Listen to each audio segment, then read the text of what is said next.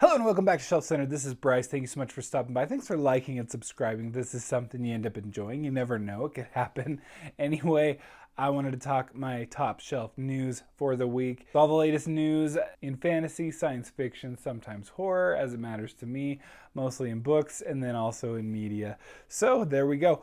And also, I've added meme review. That's fantasy meme review, to be specific. Here we go. First things first, we got Malazan news. You know I'm all about it, all about the Malazan news. So Broken Binding is doing Malazan books. They're publishing them with covers, and guess who is helming it? That's going to be our very own fellow booktuber Petrik in collaboration with Felix Ortiz, who has just done some phenomenal work on covers. And so we're going to get some sweet, I just know it, special editions of the Malazan Book of the Fallen, which I cannot wait for.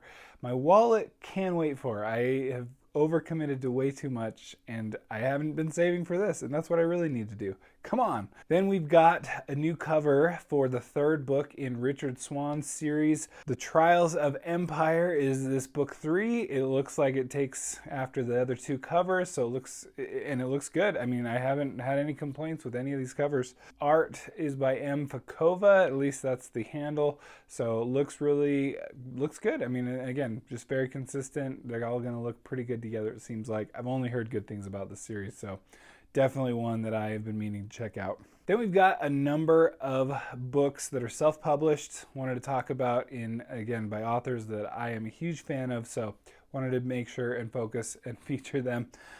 First of all, we've got The Engineer. This is book 2 in The Last Horizon by Will Wight. I'm a huge Will Wight fan. Not only read the Cradle series, but also his, House of Blades, is that what it is? Anyway, that's such a good series. I'm just a huge fan of Will Wight. I will be gobbling up anything. He's like kind of Brandon Sanderson 2.0 or Brandon Sanderson light. I don't know. Next, we've got The Crimes of Rooker Flynn by A.R. Witham. I was a huge fan. His first book in the series. This looks great. I've been told by a good reviewer and a reviewer that I trust that cover is very indicative of what you'll find in it. Lots of good monsters, and I'm all here for it. So anyway, and then also A.R. Witham, if you haven't checked out his Discord, I can link that below because it's a great Discord. Lots of great discussion going on there, and I was able to even participate in a huge readathon that happened not too long ago. It was really fun. It was in the summer, so lots of fun. Great Discord, great author. Check him out. Finally, just a little bit of news that came out. It was from FanFi Addicts. That would be regarding my good friend, JCM Byrne. Joe has just been really fun to talk to about the Witcher series. We've been doing live streams. So, and I read his books before even meeting him and was a fan. But new book called Partial Function in the Infinity Bagway technique. I'm not sure how to pronounce it. Looking really cool stuff here by J. Caleb Design. I'm told, at least in the description, it was like a mix of Will Wight's Cradle and some other things that really piqued my interest. So anyway, definitely I'm already looking forward to it. Anyway, because it's JCM Byrne, he just is a really good author and highly recommended and definitely underread and underrated. So definitely go check him out. Wistful Ascending was the book that I read, and it was awesome, and I'm reading more for sure. Every now and then there's just some drama, some Twitter drama, and I sometimes will wade into it. I can't help myself. But there's an author. I won't even name the author. I hate what happens. I feel like people go overboard with like shaming authors. Authors are people. They're emotional about their own work. Some are more emotional than others, but I would suggest that all our authors are to some degree pretty emotional about their own work. So I get it. You're going to come into things, and especially a negative review, you're going to not be a huge fan of. But this author essentially said, hey, how dare you give my book a poor review, a 1-star review, and not actually have fully read it? Because the reviewer had just read, and they admitted it in the review, 25% of the book, but they gave it up. I had to wade in because this is one that always comes up. I get it. I get that these are authors' babies, but I just submit that reviews are not for the author. at least for me, who's a reader and not an author, they're not for the author. They're for the readers. They're typically like any product on Amazon, on the internet. It's the reviews are for the people who are looking to buy that product, right? So I want to know if somebody DNF'd a book. I don't care if they haven't read the whole thing, and especially I do think they should be honest about how much they've actually read. Then I can go, hey, I hopefully at least consider myself not a complete dummy. I can see they only read 25%. So I can make the call if I think they actually have read enough to actually have given a good review on it. Maybe it can balance out the other reviews. This idea, the reviews are not for the authors. I'm sorry, they're just not. They're not for the authors. That's what you have alpha and beta readers for. Those are for the authors. That's what you have an editor for. That's for the author. But I submit that reviews are definitely not for the author. They are for the readers. They're for us. And we want to know. I want to know if somebody DNF'd a book. I want to know if they DNF'd it in 10%, in 5%. Will that influence what I think about that review? Yeah, I'm going to give the proper weight. Hey, maybe it just wasn't for them. Sometimes that actually makes me want to read a book more. But then to just call it out and just go, look, you're not even allowed to even review a book. I feel like 25% is probably a healthy amount to have read to be able to at least give some statements about it and to give up. I am a firm believer in DNFing books. It is for your mental health. You do not have to stick with a book. You will read more in your life if you just DNF and get onto something you actually will enjoy. All right, rant over. I just get sick of this crap. I just think it's nonsense to call out reviewers most of the time. Every now and then it's absolutely warranted.